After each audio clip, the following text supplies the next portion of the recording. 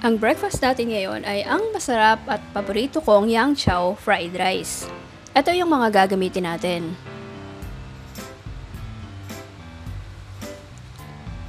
Dalawang tasa ng kaning lamig,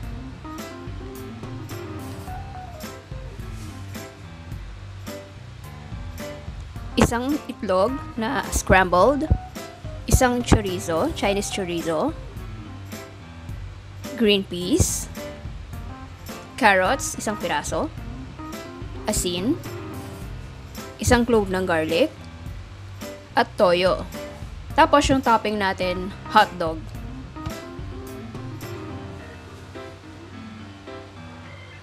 Yung Chinese chorizo natin, ito yung itsura niya. Ayan, nabili ko siya sa supermarket. Tapos yung brand niya is, ayan, yung fat and thin.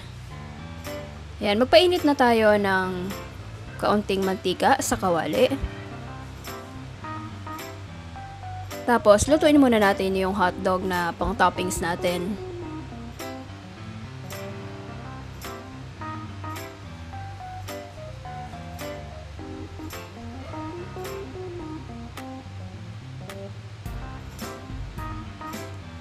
Yan, pag medyo toasted na siya, pwede na nating hanguin.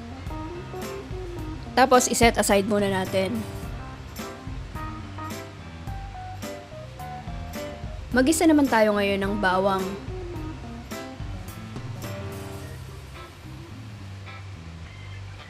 Hindi ko masyadong tinutusta yung bawang. Gusto ko lang lumabas yung kanyang aroma para hindi, para walang pait.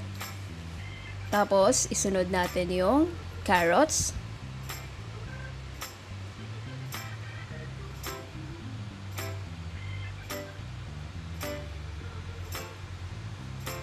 Yan, igisa lang natin hanggang sa maluto.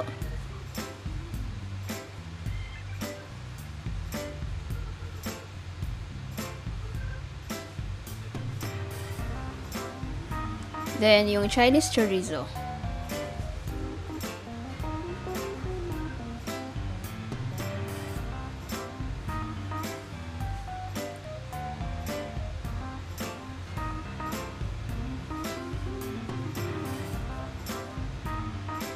Ito actually yung nagpapasarap dito sa yang chow rice.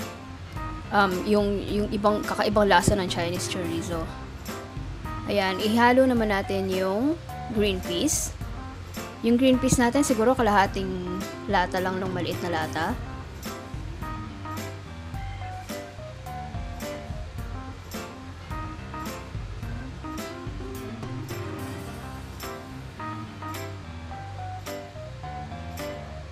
Yan, igisa lang natin sila.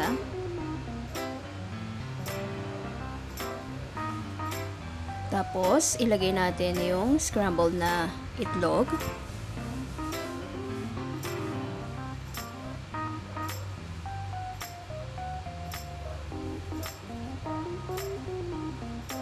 Yan, lutuin lang natin ng kaunti.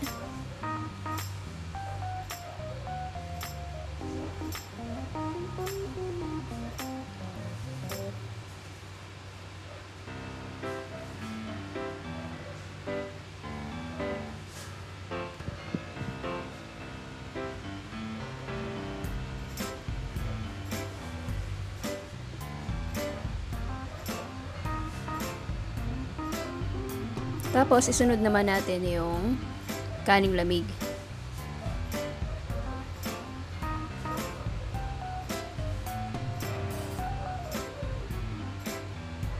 Nakita ko sa mga recipe na mas magandang gamitin dito yung medyo buhaghag na kanin, tsaka yung 1 day old na rice na, para mas hiwa-hiwalay yung bottle niya. Ganun yung nakikita ko sa mga recipes ng yang chow. Pero itong kanin ko kasi medyo malagkit siya kahit kaning lamig na. Medyo malagkit. Pero okay lang, masarap pa rin. Actually, mas masarap kaysa dun sa buhaghag. Ayaw ko ng buhaghag na kanin.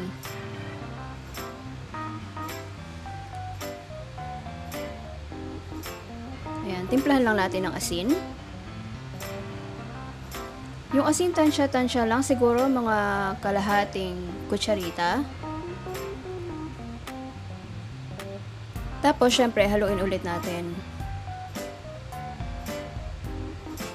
Ayan, pag nahalo na, ilagay naman natin yung toyo. Yung toyo siguro mga 1 kutsara or 1.5 kutsara.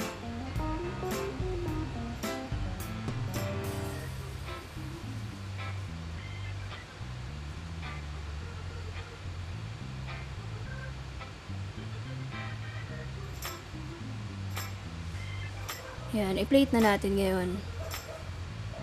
Dahil medyo marami yung niluto ko na yang chow fried rice, dinamihan ko yung serving this time. Yan, gumawa lang tayo ng bed of rice. Tsaka natin ilagay yung naka-cup.